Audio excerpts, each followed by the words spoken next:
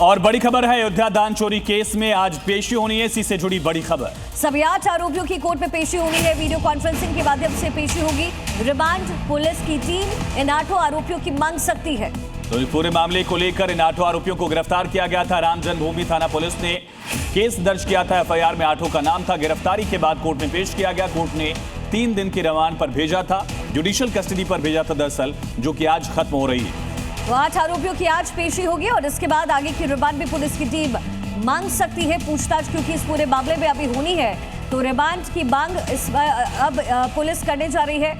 अयोध्या दान चोरी केस में ये बड़ा अपडेट है। सभी 8 आरोपियों की कोर्ट पे पेशी हुई है। तो इस पूरे मामले को लेकर 7 जून को सोशल मीडिया पर चर्चा होती है। 13 तारीख को उत्तर प्रदेश की सरकार की तरफ से विजय विश्वास पंत के नेतृत्व में एसआईटी का गठन किया जाता है और उसके बाद इस पूरे मामले में अब गिरफ्तारी के साथ ही आज इनको वापस कोर्ट में पेश किया जाए और इसके बाद आगे की रिमांड पुलिस की टीम अब मांगने जा रही है। इस पूरे मामले में कई लाख रुपए कैश बरामद हुए हैं, लेकिन सीसीटीवी कैमरे में कई बार चोरी होती हुई नजर भी आई है। सभी 8 आरोपियों की कोर्ट में पेशी होनी है। वीडियो कॉन्फ्रेंसिंग के माध्यम से ये पेशी की जाएगी। आरोपियों की रिमांड मांग सकती है पुलिस। हालांकि एसआईटी पैरेलल जांच करे, देखना होगा कि पुलिस रिमांड मांगती है या नहीं, लेकिन चंदा चोरी को लेकर आज इन सभी को कोर्ट में पेश किया जाएगा। साथ ही आरोपियों के घर पर पहले ही छापेमारी हो चुकी है।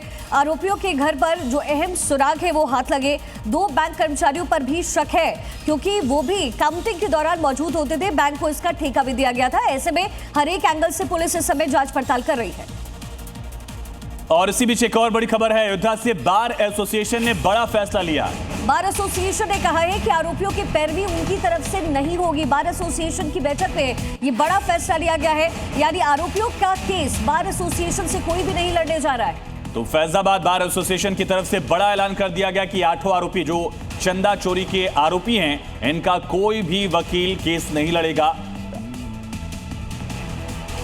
अमित भारद्वाज मेरे सहयोगी इस समय अयोध्या में मौजूद है। अमित, अब लगातार इस पूरे केस की जो डिटेलिंग है वो इस समय चल रही है। माइन्यूट डिटेल्स को देखा जा रहा है। एसआईटी की जांच पैरेलली हो रही है, वहीं आज कोर्ट में पेशी होनी है। क्या कुछ और डेवलपमेंट्स?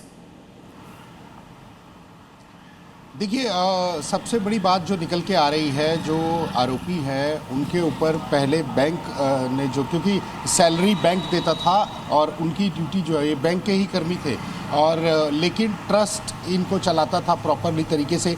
तो इनके लिए पहले भी कई चीज़ें लिखी गई थी। इन खासकर अगर हम टीनू की बात करें, खासकर अगर हम अनुकल्प की बात करें, तो जितना भी ग्रुप है इसके लिए लिखा गया था।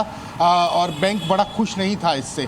हालांकि 2 जो एम्प्लॉयज़ हैं, रत्नेश और गगनदीप, उनका भी बीच में नाम आ रहा, क्योंकि वो भी इनके साथ ही मौजूद रहते थे। एसआईटी उनको भी बुला सकती है और जांच कर सकती है। ये सबसे महत्वपूर्ण होगा कि बैंक ने पहले भी ऑब्जेक्शन किया था, लेकिन ट्रस्ट के जो बड़े पदाधिकारी थे, जो बड़े पदाधिकारी थे, उन्होंने उनको जो है कोई भी एक्शन नहीं लेने दिया गया, क्योंकि ये बैंक के अंडर आते थे, बैंक के एम्प्लॉय थे। तो उनको लगता था कि कुछ ना कुछ कहीं ना कहीं गड़बड़ी हो रही है। उस गड़बड़ी को रोकने के लिए इनको हटाने की ज़रूरत है, लेकिन इनको हटाने नहीं दिया गया। तो जिस तरह से हम लोग पहले भी बता रहे हैं कि कई बड़े नामों का खुलासा हो सकता है और भी जो है लोग इस पूरे घेरे में आ सकते हैं, वो इन्वेस्टिगेशन अभी चल रहा है। लेकिन ये बड़ी बात है कि रत्नेश और गगनदीप जो बैंक के एम्प्लॉई हैं, वो इनके साथ ही उनको भी बुलाया जा सकता है, क्योंकि वो इनके साथ ही होते थे। इस पूरी जो जब इनकी गिनती होती थी तब इनके साथ रहते थे, और बैंक को इन पे बहुत ज़्यादा शक था। बैंक ने कई बार ये जो है पिन पॉइंट किया था कि इन लोगों को हटा सकते हैं, इन लोगों को जो है हो सकता है कि यहाँ पर कहीं ना कहीं कोई गड़बड़ी हो रही है पैसे को लेकर। तो उन्होंने हटने नहीं दिया पदाधिकारियों ने। उन्होंने बीच में वो आड़े आ गए और उन्होंने कोई कार्रवाई बैंक को नहीं करने दी गई। ये चीज़ समझनी बहुत ज़रूरी है कि पहले से अंदेशा था, कई लोगों को ये पता था, इवन बैंक के जो बड़े अधिकारी थे उनको पता था कि कहीं ना कहीं कुछ गड़बड़ी चल रही है। उसको देखते हुए वो इन लोगों को हटाना चाह रहे थे, तमाम इस ग्रुप को जिनकी गिरफ्तारी हुई है, लेकिन उनको हटाने के लिए मना किया गया। और वो जो बड़े पदाधिकारी थे ट्रस्ट के, वो बीच में आ गए। तो ये एक जांच का विषय है कि क्यों इनको रोका गया बैंक को अपनी कार्रवाई करने से। और बैंक के जो एम्प्लॉय है, जैसे कि हम कल भी बोल रहे थे, उससे पहले भी हमने चर्चा की थी कि बैंक के एम्प्लॉय का रोल आएगा। तो यानी मैं तो जांच का दायरा और बढ़ सकता है, ये माना जाए, और कुछ लोग इस घेरे में आ रहे हैं जांच के दायरे में। और दूसरा बड़ा सवाल, जब पुलिस ने इसके पहले आरोपियों को कोर्ट में पेश किया था 3 दिन पहले, उस दौरान रिमांड की मांग नहीं की गई थी, जो कि एसआईटी पैरेलल जांच कर रही है। क्या क्लैश ऑफ इंटरेस्ट नहीं होगा अगर पुलिस रिमांड की मांग करती है तो? एसआईटी क्योंकि पैरेलल जांच कर रही है।